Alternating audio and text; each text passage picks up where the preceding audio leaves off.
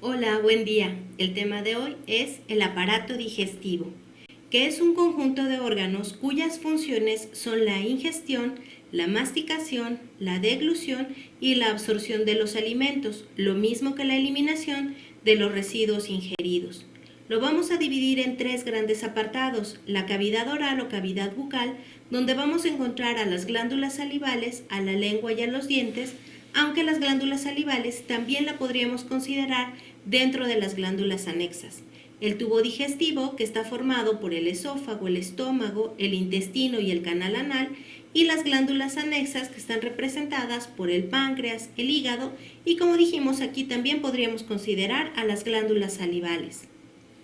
La cavidad oral presenta numerosas glándulas que van a vertir sus productos de secreción hacia ella y encierra dos tipos de órganos que ejercen una función mecánica fundamental en la fonación y en la digestión, que son la lengua y los dientes.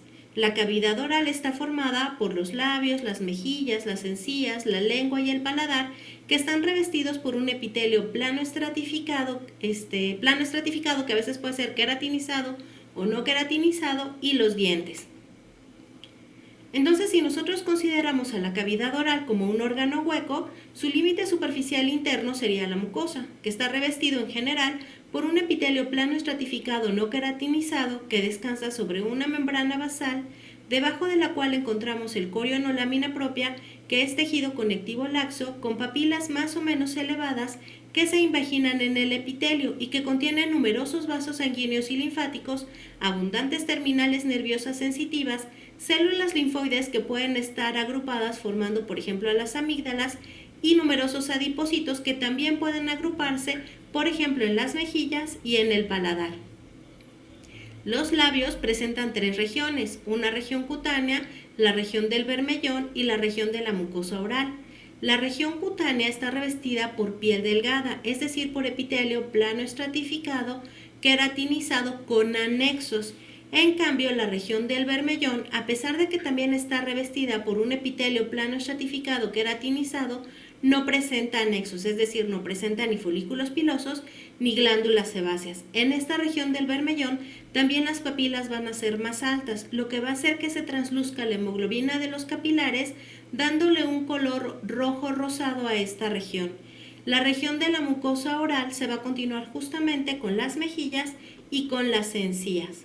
Las mejillas están revestidas por un epitelio plano estratificado no queratinizado que descansa sobre una membrana basal, debajo de la cual vamos a encontrar un corión o lámina propia de tejido conectivo laxo, después una submucosa de tejido conectivo denso y regular que se va a continuar con el músculo esquelético. Las encías están revestidas también por un epitelio plano estratificado con papilas altas, la mayor parte es no queratinizado y su borde libre, lo que da hacia las piezas dentales, va a ser queratinizado. Debajo de este encontramos la membrana basal y después la lámina propia, que se va a continuar con el periósteo de la apófisis alveolar del maxilar y la mandíbula, así como con la membrana periodontal. No presenta ni mucosa ni glándulas. Después tenemos al paladar, que lo dividimos en dos regiones, en el paladar duro y en el paladar blando y úvula. El paladar duro está revestido por un epitelio plano estratificado queratinizado, puesto que es la zona que está sometida a mayor fricción tanto para la masticación como para la fonación. El paladar blando y la úvula van a estar revestidos por un epitelio plano estratificado no queratinizado, y este se va a continuar obviamente con el de la bucofaringe. Presenta una submucosa donde vamos a encontrar tanto glándulas mucosas como glándulas serosas, y va a presentar también fibras de músculo esquelético. Continuamos con la lengua, que está constituida por una masa muscular central, donde vamos a encontrar fascículos de fibras musculares estriadas entrecruzadas en ángulo recto y numerosos adipocitos. También aquí vamos a encontrar numerosas glándulas salivales, como las linguales anteriores, las de von Ebner y las de la base de la lengua. En el esquema podemos observar aquí señalizado el epitelio. Vemos perfecto cómo es un epitelio estratificado y tenemos algunas zonas de epitelio plano estratificado, no queratinizado y otros queratinizado. Después tendríamos aquí a la membrana basal, que sería esta línea que está separando al epitelio del conectivo, que es el corión o lámina propia, vemos que es laxo, y después tenemos a los haces de músculo, entre los que vamos a encontrar tejido conectivo denso y algunos cúmulos de adipocitos. En la cara dorsal de la lengua vamos a encontrar a las amígdalas linguales en la parte posterior y a las papilas linguales, que van a revestir los 2/3 anteriores. Van a estar formadas por un eje de tejido conjuntivo recubierto por epitelio plano estratificado, no queratinizado, y las dividimos en 4 tipos: filiformes, fungiformes, caliciformes o circunvalladas y foliadas. Empezamos describiendo las filiformes. Como su nombre lo dice, son como pelos, entonces son las más abundantes, están repartidas en la superficie de los 2/3 anteriores del dorso de la lengua y van a formar filas paralelas a la bilingual. Tienen una altura de 0.3 a 0.5 milímetros y estas tienen más una función mecánica. Después tenemos a las papilas fungiformes, que se van a localizar a lo largo de los bordes de la lengua, tienen una altura de 0.7 a 1 milímetro y están formadas por un eje de tejido conjuntivo principal, del cual van a partir ejes secundarios, y aquí vamos a encontrar a los botones gustativos. Después tenemos a las papilas caliciformes o circunvalladas, que son 17, están dispuestas a lo largo de las ramas de la bilingual, tienen una altura de 1 a 2 milímetros, también van a tener grandes cantidades de botones gustativos y van a estar rodeadas por un surco circular que se llama valum, al cual van a desembocar los conductos excretores de las glándulas de von Ebner, que tienen la misma función que tenían las glándulas que estaban presentes en la región olfatoria en la nariz. Que es lo que van a hacer es producir justamente en este caso una saliva que sea sumamente fluida, una secreción sumamente fluida que va a lavar a los corpúsculos gustativos para que puedan percibir nuevos sabores. Después tenemos a las papilas foliadas, que se ubican hacia atrás de los bordes de la lengua, una a cada lado, y los bordes de estas papilas van a presentar numerosos corpúsculos gustativos.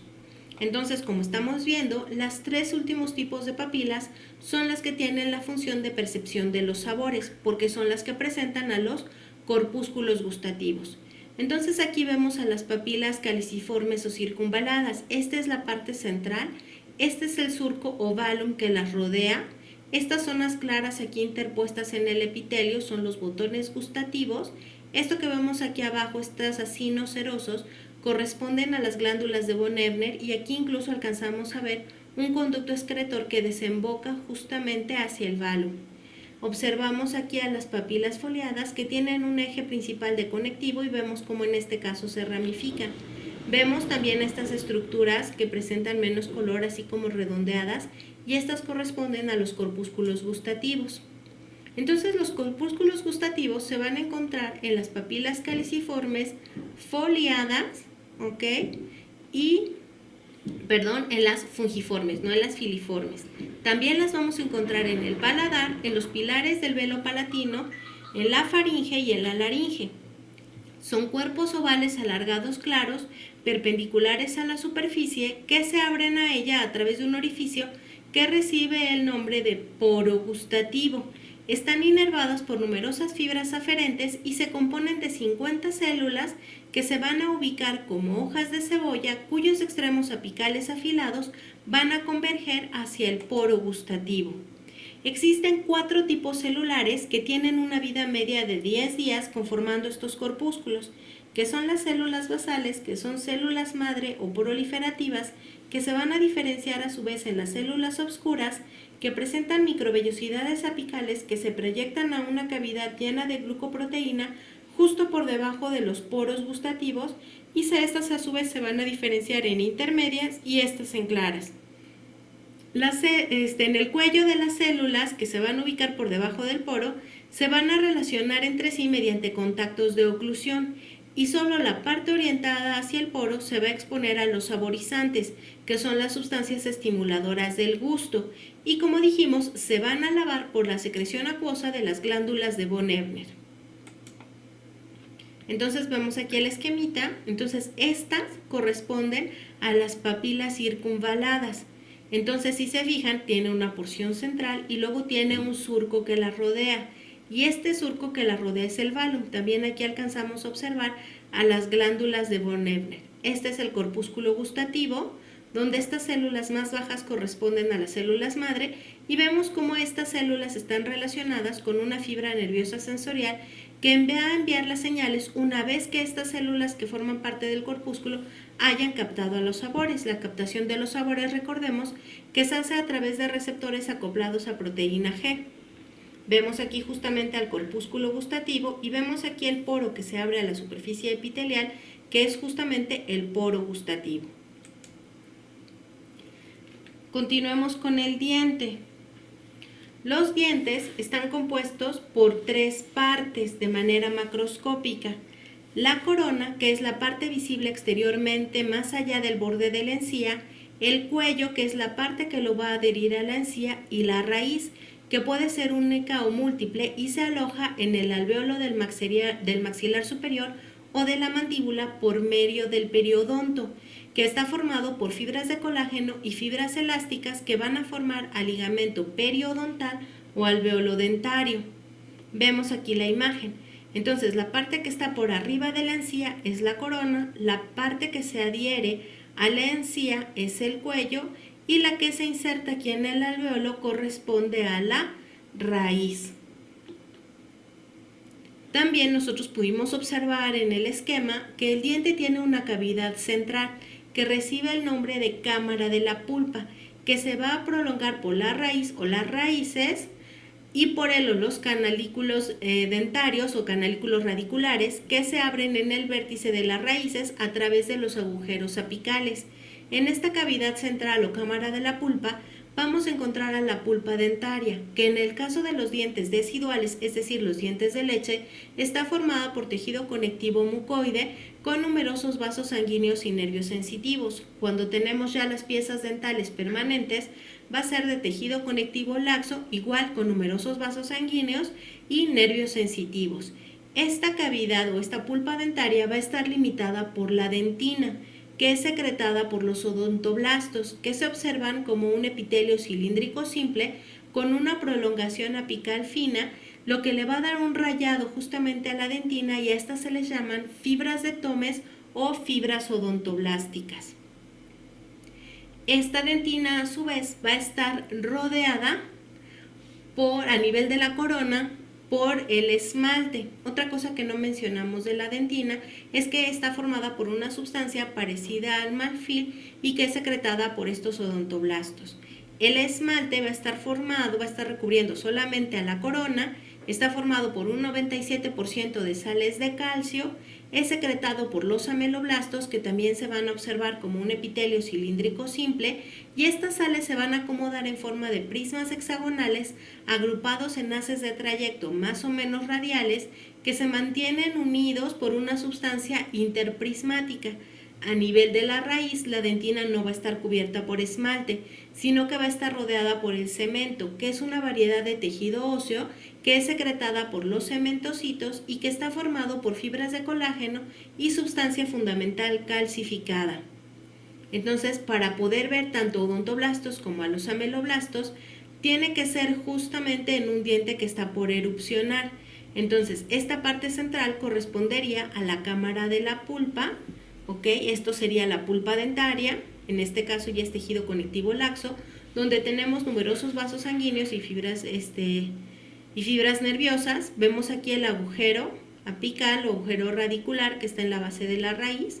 Estamos observando a este epitelio cilíndrico simple que está formado por los odontoblastos y entonces la membrana basal de los odontoblastos estaría aquí pegadito justamente a la pulpa dentaria y su porción apical es la que va a dar hacia la dentina. Y recordemos que estos odontoblastos tienen prolongaciones que dan hacia la dentina formando a las fibras de Tomes, que es como lo que podemos observar aquí, o fibras odontoblásticas. ¿Ok? Entonces, los odontoblastos pues van a permanecer todo el tiempo aquí en la pieza dental. Bueno, seguimos con el corte histológico. Esto que se ve de color rosa más fuerte corresponde al esmalte, y esta línea morada, estos son los ameloblastos, que son los encargados de sintetizar y secretar el esmalte. Entonces la membrana basal de estos ameloblastos va a estar aquí, va a estar hacia el tejido conectivo que está rodeando a la pieza dental, y su porción apical es la que va a dar justamente hacia el esmalte, que es hacia donde lo están secretando. Entonces cuando el diente erupciona, ya no vamos a tener a los ameloblastos, entonces no hay manera de regenerar el esmalte. Con eso acabamos cavidad oral. Entonces continuamos con tubo digestivo. Entonces, como el tubo digestivo está formado por una serie de órganos tubulares, vamos a ver el patrón de estructura general. Entonces tiene un límite superficial interno que se llama mucosa, una capa media o de sostén que está representado por dos capas que son la submucosa y la muscular, y por un límite superficial externo. Su epitelio va a presentar variaciones y en las diferentes regiones según la función del fragmento considerado, ya sea conductora, secretora o absortiva. Después tendríamos una membrana basal, después el corion o lámina propia, que ya sabemos que es tejido conectivo laxo con vasos sanguíneos, linfáticos y fibras nerviosas, y donde podemos encontrar tejido linfoide difuso y tejido linfoide nodular. Después aquí tenemos una capa muy particular que se llama muscular de la mucosa y que, ojo, alguno de los autores lo considera dentro de la submucosa. Nosotros lo vamos a considerar dentro de la mucosa, puesto que el nombre lo dice, muscular de la mucosa. Está formado por dos capas de músculo liso que van a permitir el movimiento independiente de la mucosa para modificar su contorno y volver al estado de reposo. Está formado por una capa circular interna y una longitudinal externa. Después de esta vamos a encontrar la submucosa, que es de tejido conectivo denso y regular, donde vamos a encontrar vasos sanguíneos y vías linfáticas. Y aquí vamos a ubicar al plexo de Meissner, que inerva justamente a la muscular de la mucosa y que está formado por neuronas parasimpáticas y fibras tanto simpáticas como parasimpáticas que controlan la mayor parte de la motilidad intrínseca del sistema digestivo. Después tenemos a la muscular, que está representado por dos capas, la circular interna y la longitudinal externa, y en medio vamos a encontrar al plexo mientérico de Auerbach, que está formado tanto por neuronas parasimpáticas como por fibras simpáticas y parasimpáticas, y que su función es coordinar las contracciones peristálticas del músculo, desplazar el contenido del sistema digestivo en toda su longitud. Entonces este va a inervar a ambas capas de la túnica muscular. Finalmente tenemos al límite superficial externo, que dependiendo de la zona puede ser un límite libre o de contacto. Si es de contacto, sabemos que se llama adventicia y está formado únicamente por tejido conectivo. Si es libre, recibe el nombre de serosa y entonces está formado por tejido conectivo laxo, membrana basal y un epitelio plano simple que proviene del peritoneo. Si lo vemos aquí en el esquema, entonces esta primer parte hasta aquí correspondería a la mucosa, donde tendríamos al epitelio, al corion o lámina propia, donde observamos aquí algunas glándulas, un nódulo linfoide que también podemos observar. Esta sería la muscular de la mucosa, circular interna, longitudinal externa.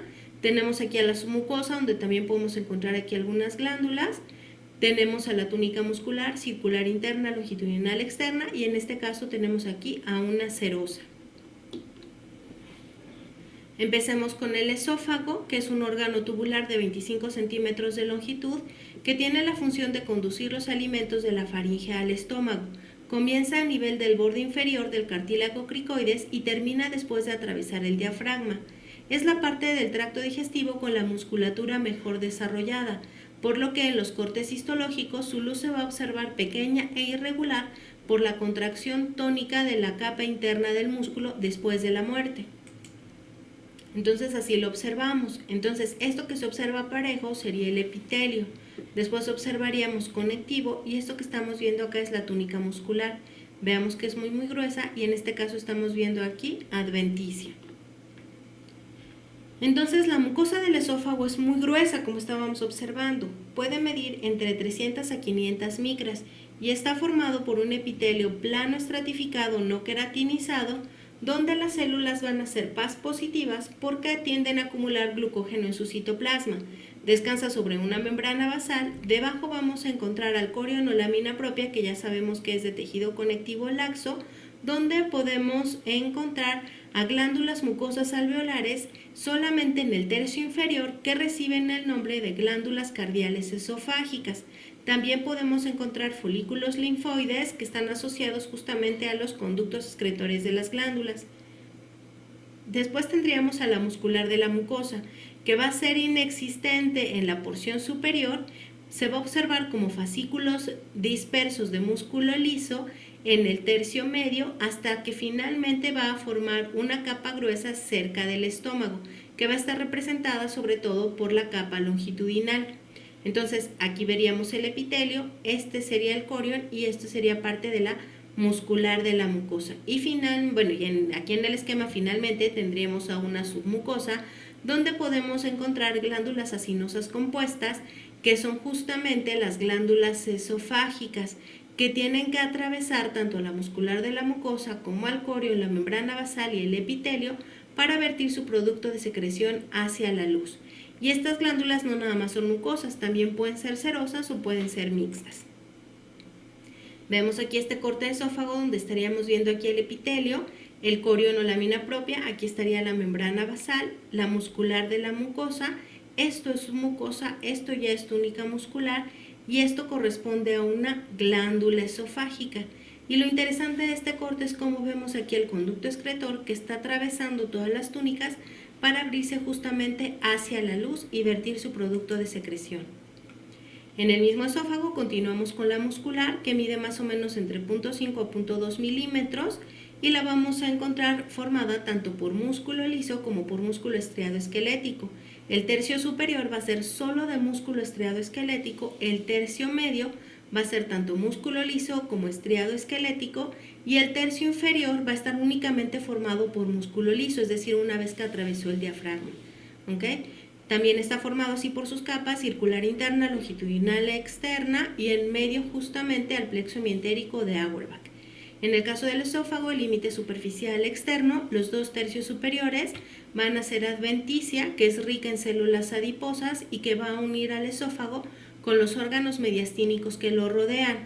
Y una vez que atraviesa el diafragma, entonces se va a convertir el límite externo en una serosa, es decir, ya va a estar rodeado por el peritoneo y esto es cuando se va a continuar con el estómago. La zona de transición entre el esófago y estómago es el cardias, y aunque generalmente hemos dicho que las transiciones de los epitelios son paulatinas, en el caso del cardias lo podemos observar perfectamente aquí en el corte histológico. Venimos del esófago con un epitelio plano estratificado no queratinizado y en estómago vamos a tener un cilíndrico simple y vemos justamente aquí el punto donde nosotros podemos observar la transición del epitelio plano estratificado no queratinizado y abruptamente se va a convertir en el cilíndrico simple ya en el estómago. ¿Ok? Entonces esta es la región del cardias, la transición entre esófago y estómago. Y en este caso, estas glándulas que se encuentran aquí justamente corresponden a las glándulas cardiales. Si están del lado del esófago son las cardiales esofágicas y si están del lado del estómago serán las glándulas cardiales gástricas. El estómago es la parte más ensanchada del tracto digestivo que va del esófago al duodeno. Aquí el alimento sólido deglutido es sometido a mayor homogeneización por las contracciones de la pared muscular gástrica y es procesado químicamente por el ácido y las enzimas. Y cuando se forma un líquido espeso que recibe el nombre de quimo, va a pasar de forma intermitente hacia el duodeno. Entonces, anatómicamente el estómago está dividido en zonas de paso, que serían el cardias y el píloro, que son las transiciones entre esófago y duodeno respectivamente, y tres zonas anatómicas, que son el fondo, el cuerpo y el antro. Entonces, la mucosa del estómago es gruesa, que se observa como una superficie aterciopelada y que cuando el estómago está vacío y contraído, la superficie presenta numerosos pliegues longitudinales prominentes que se llaman rugage o arrugas gástricas, que desaparecen obviamente cuando el estómago se llena. Entonces justamente eso lo podemos observar en esta imagen. Estas que aparecen aquí como las circunvoluciones del cerebro corresponden justamente al rugaje gástrico.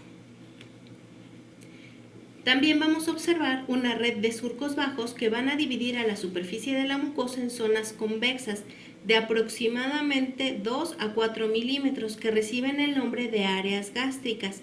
En el centro de las áreas gástricas vamos a observar unas aberturas en forma de embudo que reciben el nombre de criptas, fosillas o foveolas gástricas, en el fondo de las cuales van a desembocar las glándulas gástricas.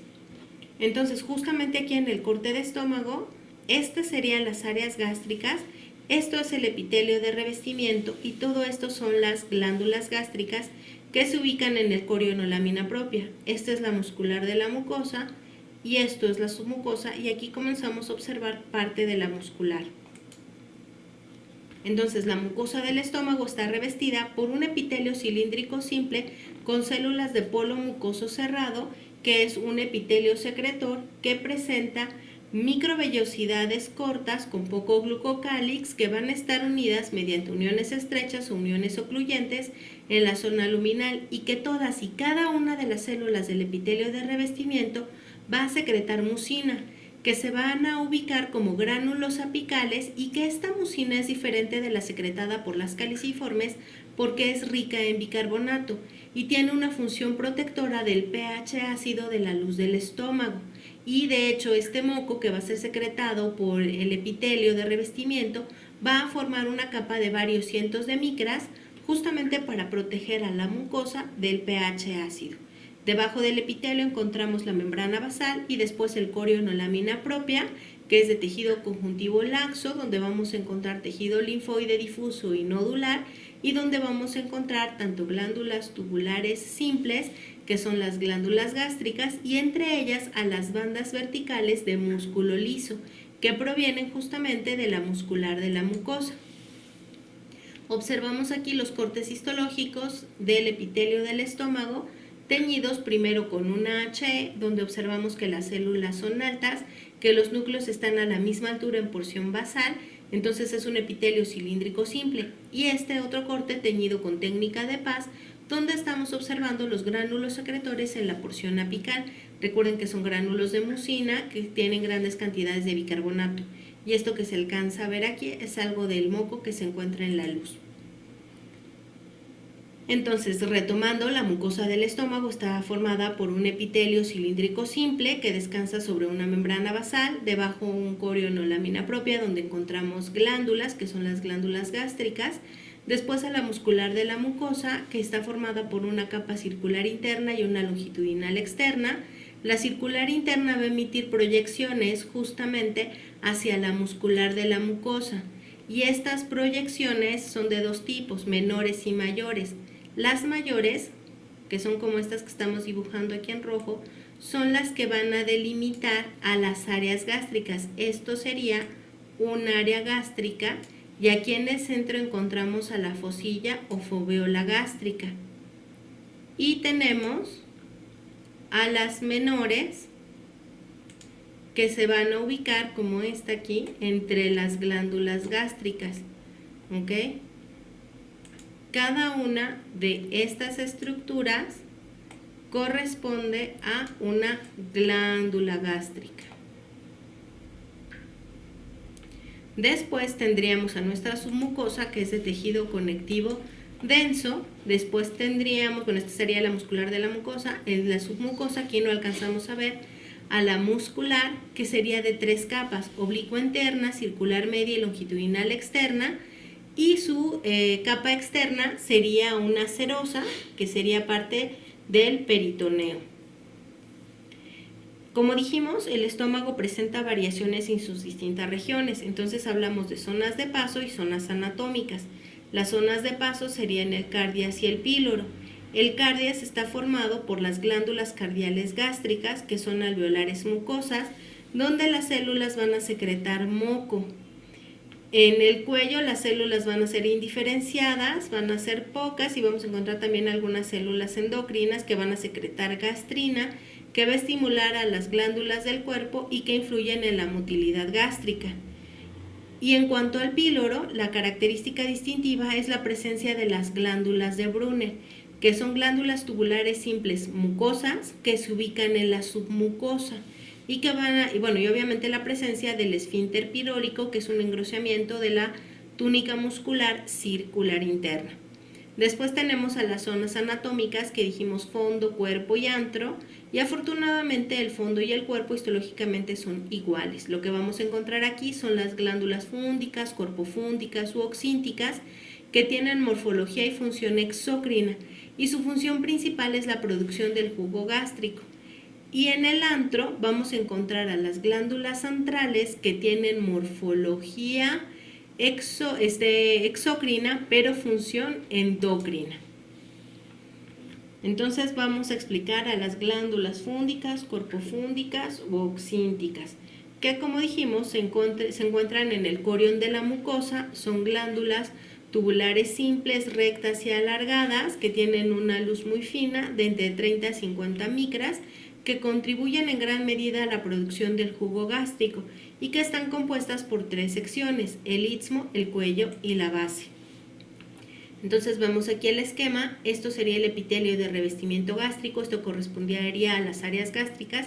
Esta es la fosilla o foveola gástrica, y vemos que al fondo de esta van a desembocar las glándulas gástricas, que son cada una de estas que observamos aquí. Entonces dijimos que las glándulas tienen 3 zonas: el istmo, que como vemos es la zona que se va a abrir justamente a la fosilla o foveola gástrica. Después tenemos justamente al cuello y la mayor parte de la glándula, que corresponde a la base de la glándula. Entonces justamente mencionábamos que el istmo es la zona de confluencia de las glándulas con la foveola, fosilla gástrica, y que está revestido por células mucosas de superficie, que son células mucosas de polo cerrado. Después teníamos el cuello, que es un segmento estrecho que rodea por debajo del istmo y que está revestido por células mucosas del cuello, por células primordiales, aunque ojo, hay autores que mencionan que las mucosas del cuello son las células primordiales, ¿ok? Hay que hacer esa distinción. Y también podemos observar aquí células oxínticas o parietales. Y la base, que como dijimos es la mayor parte de la longitud de la glándula y va a estar formado por células principales o simógenas, células parietales o oxínticas y algunas células mucosas del cuello. Entonces observamos este otro esquema. Tenemos nuevamente aquí, recuerden, esta es la fosilla o foveola gástrica, esto es el área gástrica.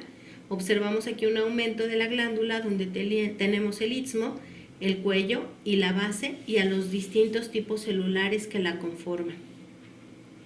Entonces vamos a describir cada una de las células. Las células mucosas del cuello son células cúbicas o cilíndricas bajas que se ubican entre las parietales, tienen distintos grados de deformación, su núcleo va a ser basal, tienen gránulos de secreción Pas positivos, es decir, que contienen glucoproteína, y el moco que van a producir es un moco más fluido que el de las células superficiales, que tiene la función de proteger la membrana de la mucosa y de segregar el pepsinógeno para su activación, y da lugar, como lo dijimos, a los demás tipos celulares. Como dijimos, algunos de los autores mencionan que estas células mucosas del cuello corresponden a las células primordiales, aunque hay autores que, como también mencionamos, consideran que las primordiales son un tipo aparte. Las células primordiales, si así lo consideran, son cilíndricas o cúbicas y no presentan gránulos y tienen un gran nucleolo. Las células parietales o oxínticas son voluminosas y esféricas. Vamos a encontrar una parietal por cada 20 principales. Su núcleo es central y oscuro. Su citoplasma es sumamente acidófilo porque contiene muchas mitocondrias, abundantes vesículas pequeñas y claras y una red de canalículos intracelulares ramificados. También va a presentar numerosas microvellosidades en las paredes de estos canalículos, y su función es la síntesis y secreción de ácido clorhídrico, que al momento de secretarse va a tener un pH de hasta 0.8, y también del factor intrínseco gástrico, que está relacionado con la absorción de la vitamina B12 y por lo tanto con la formación de la hemoglobina. Entonces aquí vemos el esquema de la célula parietal oxíntica. Vemos que tiene muchas mitocondrias y estos serían los canalículos intracelulares que vemos que presentan numerosas microvellosidades. Ojo, estas microvellosidades no son para aumentar la superficie de absorción, sino para aumentar la superficie de intercambio. ¿Cómo es que se va a formar el ácido clorhídrico? Recordemos esta reacción que ya conocíamos, la vimos en los osteoclastos. Y al igual que ellos, la célula parietal o oxíntica tiene una enzima que se llama anhidrasa carbónica, que nos acordamos que su función es catalizar la reacción entre el dióxido de carbono y el agua para la generación de ácido carbónico, que en medio acuoso se va a disociar en un protón y en un ion bicarbonato. El ion bicarbonato va a salir de la célula parietal a través de un antiportador de aniones que va a sacar al ion bicarbonato y va a meter al cloruro.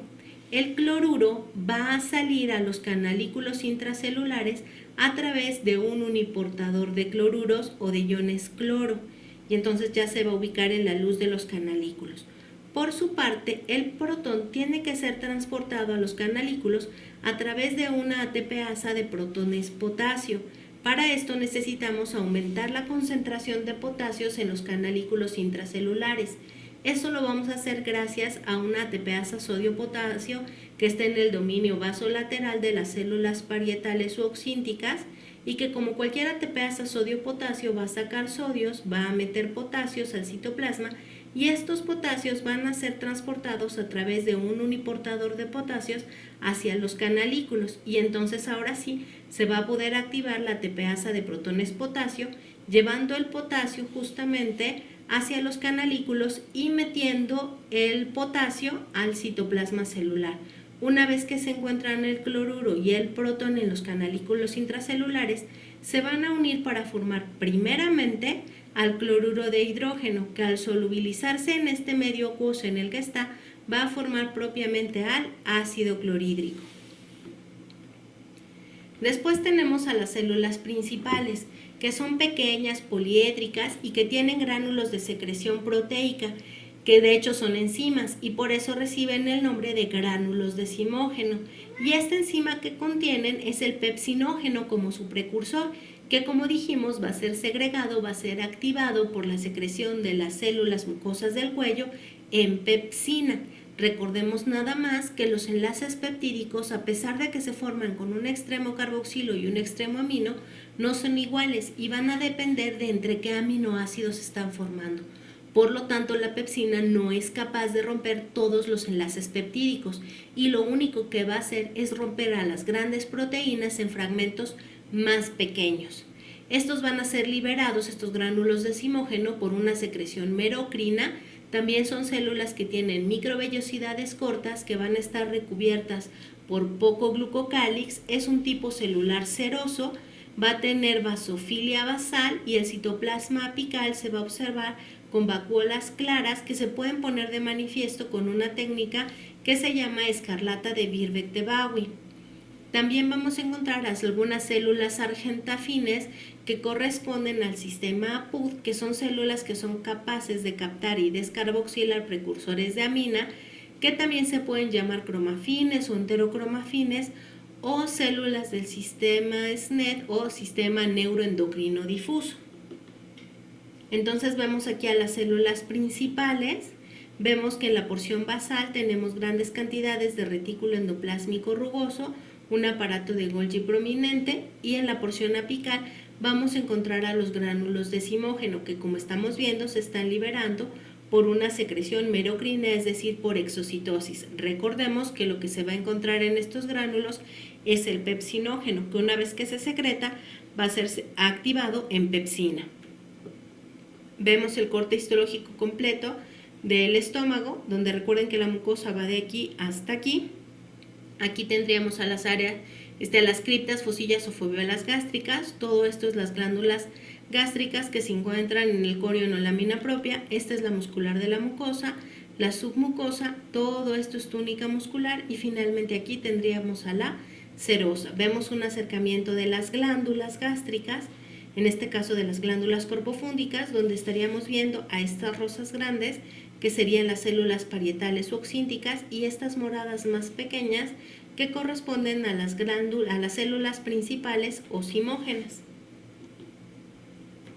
Después tenemos a las glándulas pilóricas, que se encuentran también en el corión de la mucosa, pero obviamente en la región del píloro o del antro. Son glándulas tubulares contorneadas, cortas y tortuosas, con una luz ancha, que están formados por dos tipos de células: por las células mucosas, que son las que van a predominar, y por las células endocrinas, que son estas células cromafines, enterocromafines, argentafines, del sistema apudo, del sistema Snell. También aquí vamos a encontrar algunas células linfoides entre las células de la glándula, con inclusiones eosinófilas que reciben el nombre de cuerpos de Russell.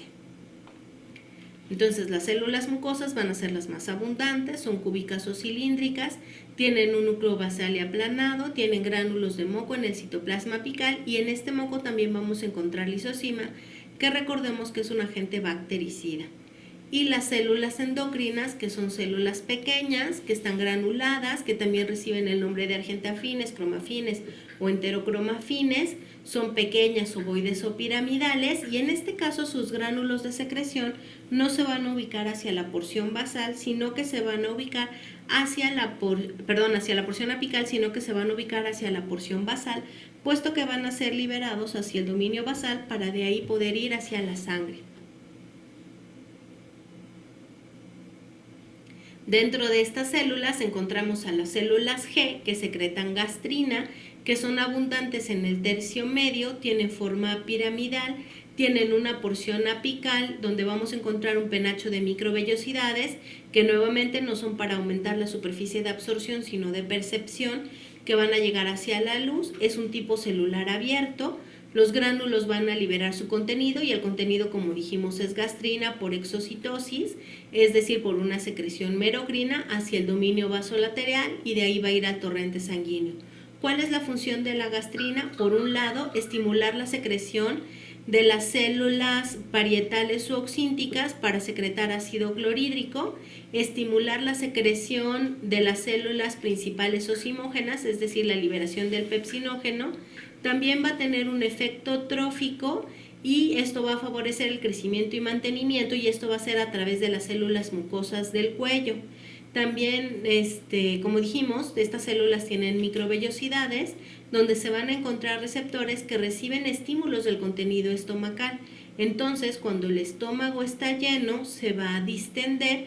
Esto va a estimular la secreción de gastrina a través de fibras vagales postganglionares, las cuales se van a inhibir por el ácido en la luz, que querrá decir que se ha ido vaciando paulatinamente, y también la secreción de las células G va a ser inhibida por la somatostatina, que es secretada por las células D. Después tenemos a las células EC, que lo que secretan es serotonina. Son piramidales, presentan gránulos con la parte central densa, alargada u ovoide, y esta serotonina va a estimular justamente a la motilidad gástrica, principalmente a través de las células de la túnica muscular de la mucosa. Después tenemos a las células SL, que secretan histamina, tienen gránulos grandes con zonas densas periféricas que estimulan también la secreción de ácido clorhídrico, es decir, estimulan a las células parietales u oxínticas, y su secreción es estimulada por la gastrina, producida por las células G, y por la acetilcolina, y es inhibida por la somatostatina, secretada por las células D. Las células D, como venimos mencionando, secretan somatostatina, son piramidales, tienen un penacho de microvellosidades en la porción apical y una prolongación larga y delgada que se extiende hacia la porción basal a lo largo de la lámina basal y hace contacto con la base de las células vecinas. La secreción de la somatostatina es estimulada por el ácido en la luz del estómago, ya que, como dijimos, cuando se va vaciando, el pH en la luz del estómago se va acidificando. Después tenemos a las células A, que secretan enteroglucagón, y en ellas vamos a observar gránulos con zonas densas centrales rodeadas de un halo claro, muy similar justamente la función del enteroglucagón al glucagón, aumentando la concentración de glucosa en sangre, es decir, la glucemia, al estimular la glucogenólisis hepática. Entonces vemos justamente aquí un corte a nivel de antropíloro, donde observamos a las glándulas centrales. Vean cómo tienen la luz más grande en comparación con las glándulas corpofúndicas. Estas serían las fosillas o foveolas gástricas y estas son las glándulas de Brunner. Entonces aquí observamos justamente la transición entre las glándulas centrales o pilóricas y las glándulas de Brunner, que como dijimos, al ser mucosas tienen núcleos aplanados y periféricos, pero recordemos que no son acinares, sino que son tubulares. Hasta aquí vamos a dejar para el primer video y continuaremos con intestino en el siguiente. Muchas gracias.